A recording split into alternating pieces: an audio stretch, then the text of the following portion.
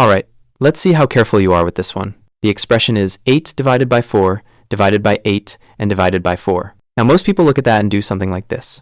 8 divided by 4 equals 2, and again, 8 divided by 4 equals 2, so they say 2 divided by 2 gives 1, and they stop right there, thinking the answer is 1. But that's not correct. Let's slow down and see what actually went wrong. In this expression, we have 3 divisions, and when we have more than one division, we must always work from left to right, not just jump around between the numbers.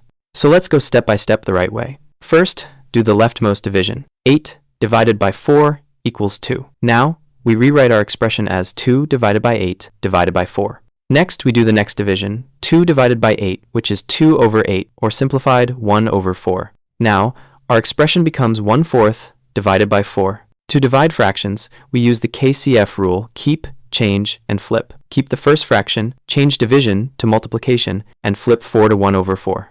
Now we have 1/4 times 1/4, and that equals 1 over 16. So, the correct answer is 1 over 16, not 1. This is a great reminder. Whenever you have several divisions, always move left to right and apply the KCF rule correctly.